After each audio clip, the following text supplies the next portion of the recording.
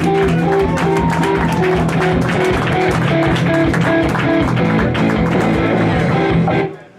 alright, thanks guys. I fucking hate that song. Alright. Good job rolling, by the way. First time comedian. That was actually some really funny shit. No joke, I was at another open mic last night and I saw like 3 seasoned comedians fucking tank, no laughs whatsoever. So well done, well done. I won't cry much tonight, thank you. Yeah. No, I work at one of the casino hotels right off the strip, and we do a lot of people watching. So if you live in Vegas, it's like one of the most fun things you can possibly fucking do is just get near where all the tourists are and just watch them act like assholes. And we were bored because the shop was really slow, and I'm standing out in front of the shop just watching people walk by, and I see this guy who's wearing fucking True Religion jeans, the ones with like the ridiculous embroidery and studs and all the patterns and shit, and then an Affliction shirt with the cut and sew and the studs and the tie-dye, whatever fucking UFC stuff, and then the Ed Hardy trucker cap, like the one that looks like Mimi from the Drew Carey show was beat to death with it, like with all the bedazzles and shit. I'm thinking I might be looking at the biggest douchebag in the world. And then he kind of looked to the side, and I saw that he had a Bluetooth earpiece in, and I was like, yep, that's the biggest fucking tool I've ever seen in my entire life.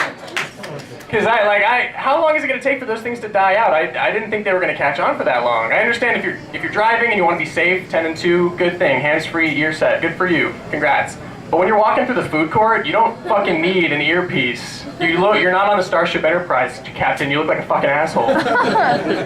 And they're always rude to you when they're talking on it. Like, I've had people come up to me and they're just like, well, what do you think I should do? And I'm like, I don't fucking know what you're talking about. They're like, oh, I'm on the phone. I'm like, oh, maybe you should fucking hold a phone then, so I know that, you dick. You've got nothing else to do. You got your baby in a backpack and an earpiece. Like, what are you doing with your hands that you can't hold a fucking cell phone?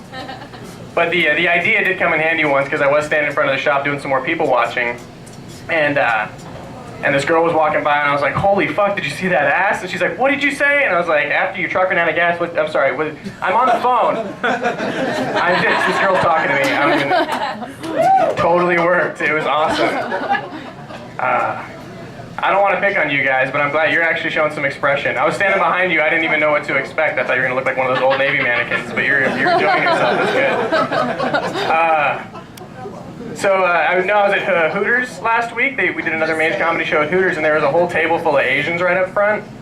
And they were really loving the show. It was awesome, and it reminded me, have you guys noticed how many Asian tourists we have in Vegas? Yeah. We get a ton of them, and I noticed because like I said, I work by the strip, so I just see hundreds of them pouring through. They're always super cool people, and they need to keep coming back because they're always super rich, and that's what the city needs. But I think it's just because of the lights on the strip, I've noticed. Because if you think about it, the strip does look like a giant Dance Dance Revolution game, and I think that's what kind of draws them in. They flock to that shit. It's fantastic. I don't mind it at all. That went a lot faster than I expected to. I'm almost out of material for tonight, but I'll keep going. Let me think of what else I had. I was trying to think of a new gimmick because I was gonna bring my beer up on stage, and one of my friends, another comic friend of mine, was like, "You can't be a drinking comic. There's already 38 drinking comics working in Vegas right now." It was his words. Yeah, and he's a smoking comic. He says he's only one of 2, but I doubt that. So I told him, I was like, all right, maybe I'll be the comic that like just walks up on stage with his cock out. And then I'll tell my jokes with it, just blast it, and like, if you open the door, it'll just breathe. Not really say anything, and then after I close with something good, I'll just piss all over the stage.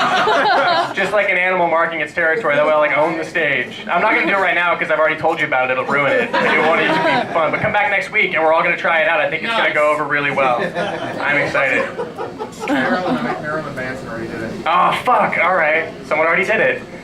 Have you guys noticed how whenever a different comic holds the microphone, you can kind of tell how gay they are by the way they hold the microphone? I've noticed, because like Antoine was up here and he holds it by the bottom, which is kind of how he would hold like a guy's dick if it was near him, as you would try to get it away. Ari Phillips holds it like that too, I've noticed, just because he's like one of the straightest comics, and I only know that because he's fucked every girl I know. Every girl. And then most of the other guys kind of hold it firm, like I don't want to suck this dick, but if I have to, you're going to enjoy it. I'm at least going to put some effort into it. Like, I am straight, but I get the job done still. And then Tawdry just puts the microphone in her ass. So, that's what I've noticed. How am I doing on time, Angie? I'm getting ready to give you the light. Getting ready to give me the light. Got a minute. I've still got at least a minute. What do you guys want to talk about? I can do some crowd play. Always works with Jason Harris. That's all he fucking does. What? Pussy. I can talk about pussy. Sure. I love pussy. It's awesome. I'm actually not a big fan of the word pussy. I do like the word cunt. It's got some offensiveness to it, but it really drives the record home. This is the most times I've ever said pussy in one day, actually. I think right now having this conversation with you. Yeah, because it just feels kind of dirty. But I also just think of cats, and I'm really a dog person. That's more my flavor. But, all right, I'm going to actually go home and hopefully get some pussy tonight and a beer. But you guys have a wonderful night. Thanks for coming out to Meatheads.